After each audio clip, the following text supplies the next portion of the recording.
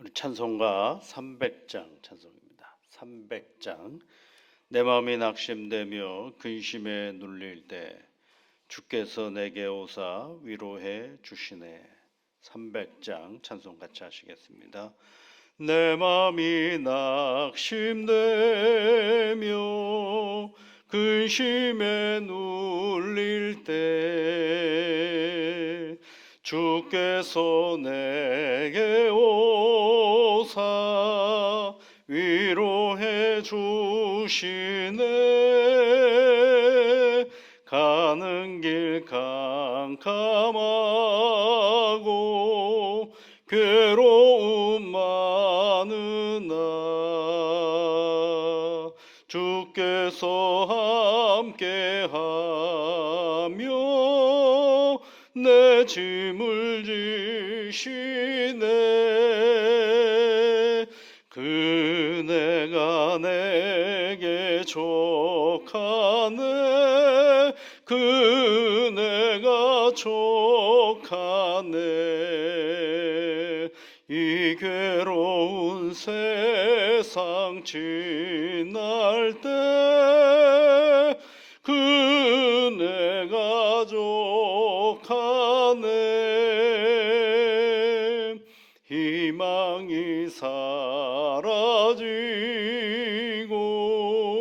친구 날 버릴 때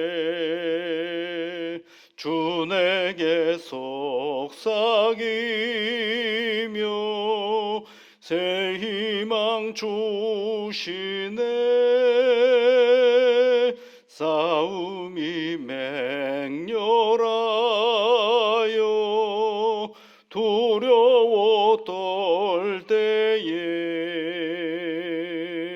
승리의 왕이 되신 주 음성 들리네. 그네가 내게 족하네. 그네가 족하네. 이 괴로운 세상 지날 때 그네가 족하네. 번민이 가득 차고 눈물이 흐를 때 주 나의 곁에 오사 위로해 주시네. 환난이 닥쳐와서 어려움 당할 때 주님의 능력이 뭐 원수를 이기네. 그네가 내게 족하네. 그네가 족하네. 이 괴로운 세상 지날 때 그네가 족하네.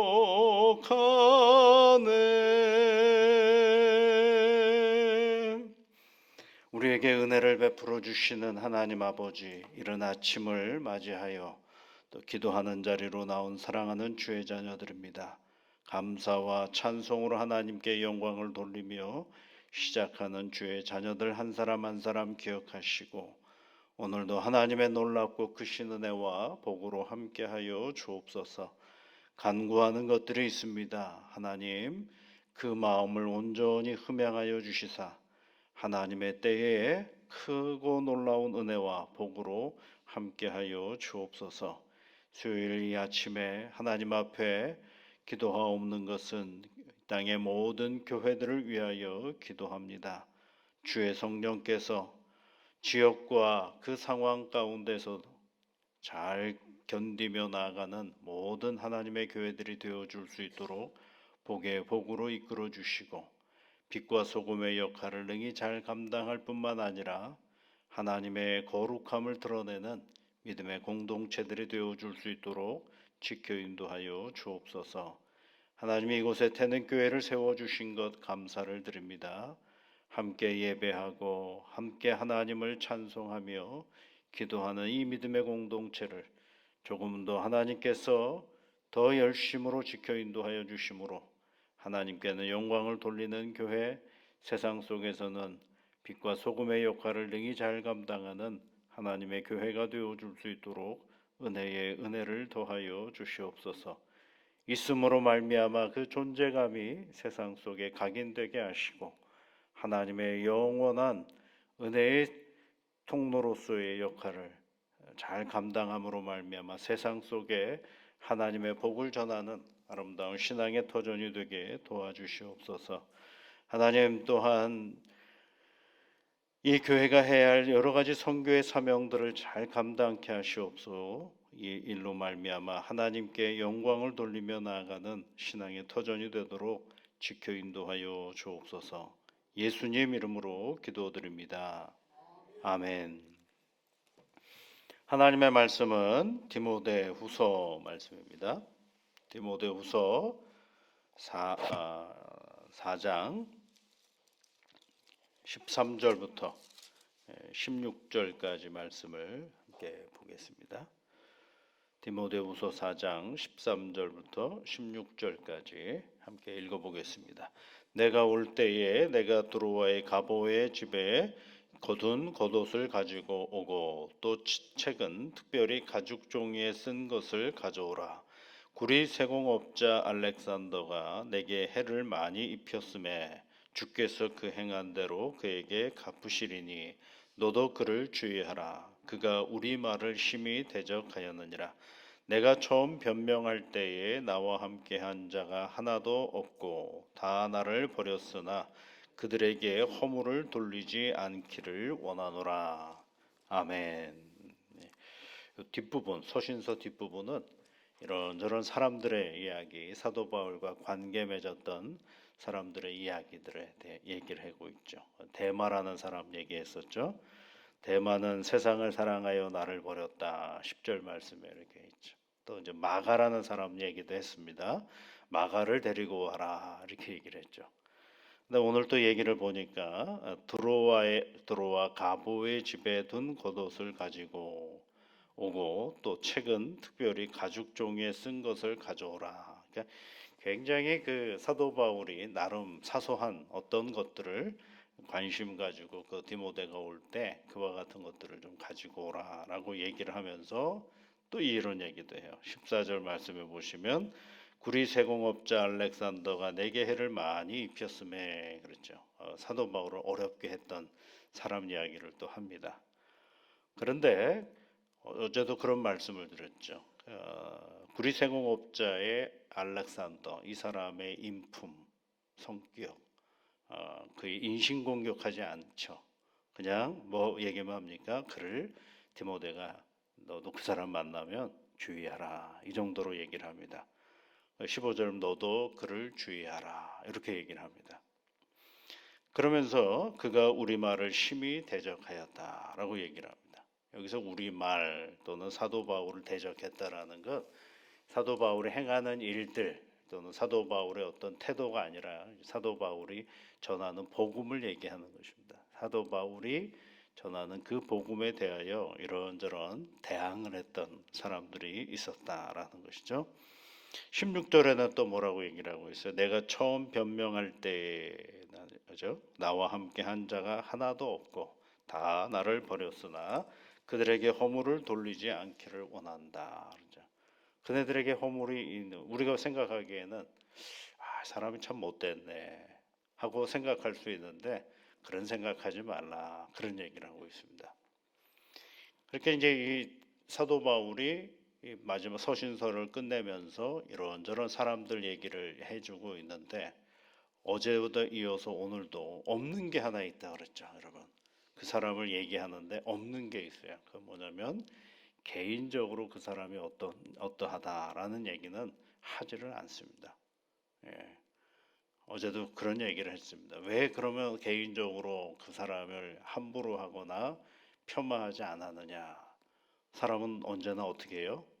돌아올 가능성이 많거든요. 하나님께로 돌아올 가능성. 그 돌아옴에 대한 이야기를 우리는 마가를 통하여 말씀을 드렸습니다. 그래서 오늘도 말씀해 보면 그들에게 허물을 돌리지 않기를 원합니다. 이렇게 되어 있죠. 그들에게 허물을 돌리지 않기를 원한다. 이게 이제 어떻게 이럴 수 있을까라고 생각해 볼 수 있는데요. 여러분, 예수 믿는 사람들이 누구냐라고 할 때 새로운 피조물이라고 그러잖아요. 예수를 믿으면 새로운 그리스도 안에 있으면 새로운 피조물이다라고 할 때 그 새로운 피조물이라는 게 뭐냐면 그 나의 생각, 나의 판단으로 사는 사람이 아니다라는 것을 말해주고 있어요. 갈라디아서 2장 20절 말씀에 보면 새로운 피조물이 어떤 사람인가를 한 세 가지로 한번 설명을 해볼 수가 있어요. 갈라디아서 2장 20절에 있는 말씀이 뭐냐면 내가 그리스도와 함께 십자가에 못 박혔나니 이렇게 시작하는 구절이죠. 첫 번째가 뭐냐면요. 내가 그리스도에 인해 새로운 피조물이라는 건 내가 그리스도와 함께 십자가에 못 박혔다라는 것을 아셔야 돼요. 내가 그리스도와 함께 십자가에 못 박혔다라는 말은 뭘까요? 내가 가지고 있는 생각, 내가 가지고 있는 욕망, 내가 가지고 있는 판단, 내가 가지고 생각하는 어떤 가치관, 내가 가지고 있는 그 어떤 나를 이루고 있던 그 모든 세상적인 것들을 십자가에 못 박았다라는 거예요. 십자가에 못 박으면 어떻게 돼요? 죽잖아요. 그렇죠? 그래서 내가 그리스도와 함께 십자가에 못 박혔나니 그런즉 이렇게 시작. 그런즉 이제는 내가 사는 것이 아니요 이렇게 돼 있어요. 그러니까 십자가에 못 박히고 예수님이 십자가에서 부활하셨던 것처럼 십자가에 못 박히면 내가 죽는 거고 그 다음에 십자가에 못 박혀서 죽으면 그 다음에 어떻게 돼요? 부활하는 거죠.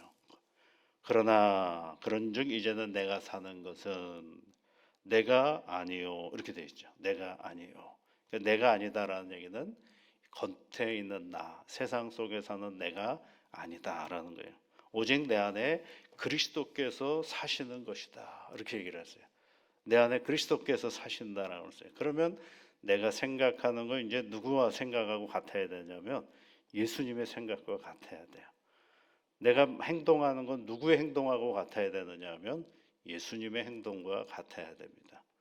내가 어떤 일을 하는 것도 누구와 함께 하는 거예요? 예수님과 함께 하는 거죠.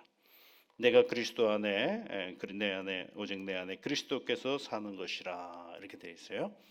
이게 이제 우리의 존재의 변화를 얘기한다면 그 다음에 계속 뭐라고 하니 이제 육체 가운데 사는 것은 육체 가운데 산다라는 건 이 몸을 가지고 산다라는 얘기예요. 이 몸을 가지고 어디에서 살아요? 세상에서 사는 거죠. 이제 육체 가운데 사는 것은 나를 사랑하사 나를 위하여 자기 몸을 버리신 자신을 버리신 하나님을 아들을 믿는 믿음 안에서 사는 것이다. 이렇게 설명을 해주고 있어요.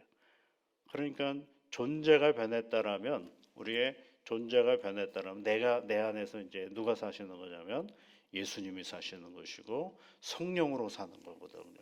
그렇다면 그것은 말하고 행하고 판단하는 것이 내 육신의 생각과 내 판단 속에 있는 것이 아니라 성령의 판단과 예수님의 판단 안에 내가 오늘 거기에 맞춰서 살 수 있는 태도와 용기와 인내가 필요하다라는 것입니다. 그래서 사도 바울이 뭐라고 얘기하는 거예요? 그들에게 허물을 돌리지 않기를 원하노라. 그렇게 얘기하는 것입니다.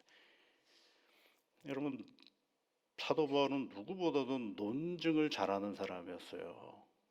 더러운 거 추한 거 아닌 거를 보고 가만히 있지 않는 사람이에요. 득달같이 가가지고 싸우는 사람입니다. 그런데 그가 그리스도 안에 있어서 조금씩 더 성장해가는 과정 속에서 그걸로 끝나지 않구나. 아하, 이제는 그렇게 해야 될 일이 아니구나. 그 허물 많은 우리의 존재를 인정하고 격려하고 위로하는 것이 무엇보다도 중요하구나라는 것을 알게 됩니다. 그 허물은 누구에게 맡겨야 되느냐 하면 그 허물은 하나님께 맡기는 것입니다. 그 허물을 다 하나님께 맡기는. 그래서 여러분 14절 말씀을 다시 보시면 구리 세공업자 알렉산더가 내게 해를 많이 입혔음에, 그렇죠? 주께서 그 행한 대로 그에게 갚으시리라. 그렇죠?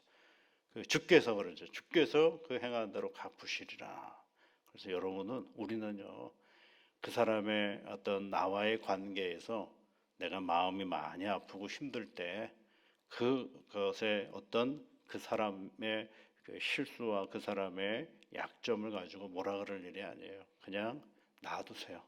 가만 놔두시면 누가 하나님께서, 맞아요, 하나님께서 다 알아서 정리해 가시기도 하고, 때로는 내가 그 앞에서 더 당당할 수 있고 힘을 얻을 수가 있게 되는. 성경을 열심히 읽다가 보면 뭘 우리가 공부할 수 있느냐면, 그리스도 안에서 사는 내가 사람들과의 어떤 관계를 맺을 수 있을까라는 것들을 알게 되는 거죠. 여러분 안에 누가 사시는 거예요? 그리스도께서 사십니다. 내 안에 누가 사는 거예요? 예수님이 사십니다. 내가 이제 육체 가운데 사는 것은 내가 사는 것이 아니고 아들을 믿는 그 믿음 안에서 산다라고 성경은 우리에게 말씀해요. 이게 새로운 피조물이거든요. 그러니까 그 믿음 안에서 사는 내 자신이 뭘 해야 되느냐 하면 그 말하고 행위하고 하는 모든 것들을 정리하고 판단하고 해야 될 이유가 거기에 있는 것입니다. 그들에게 허물을 돌리지 않기를 원하노라, 이렇게 되어 있죠. 그들에게 허물을 돌리지 않기를 원하. 허물이라는 게 뭐예요? 허물이죠, 허물. 근데 허물을 누가 알고 있느냐면 사도 바울이 알고 있어요. 근데 그 허물 드러내서 뭐 하겠느냐라는 거죠. 있는 허물을 드러내면 뭐 합니까? 없어집니까? 끝납니까? 아니거든. 그대로 있어요, 그냥. 그저 이렇게 저렇게 해서 먼지 일으키듯이 부수시하게 만들어봐야 아무 의미가 없다라는 것입니다. 여러분, 빗물이 내리면, 요즘에 비가 한번 오고 나면요, 차가 흙탕물이 됩니다. 차가 먼지로 가득합니다. 근데 이런 큰 투명한 비커에다가 유리 그릇에다가 빗물을 받으면 어떻습니까? 막 비가 내릴 때는 흙탕물이에요. 그런데 가만히 놔두면 먼지는 다 밑으로 가라앉고 위에는 투명한 물이 되는 거죠. 그러니까 내가 그것을 내 스스로가 막 분탕질해 가지고 나의 마음을 격동하고 나 자신을 혼란스럽게 할 이유가 하나도 없어요. 시간이 지나면 다 가라앉아. 나를 잘 가라앉혀야 투명함을 통해서 뭘 볼 수가 있느냐면 사물을 제대로 볼 수 있고 상황을 파악할 수가 있게 되고, 그리고 어떤 분별력을 갖게 되는 것입니다. 그런데 그 문제 해결하려고 이렇게 저렇게 뛰어다니면서 온갖 것들을 가지고 요란을 떨었는데 길이 보이질 않는 거죠. 왜 그럴까요? 그게 원래 길은 아니었으니까 그렇습니다. 그 사도 바울이 얘기하는 게 뭐예요? 복음을 전했던 사도 바울이, 그리스도를 믿고 내 안에 그리스도께서 사신다라는 걸 알던 사도 바울이 뭘 얘기하느냐면, 너의 허물에 대하여, 타인의 허물에 대하여 쾌념하지 말라, 그런 얘기를 하고 있습니다. 그러나 뭔 하라는 거예요?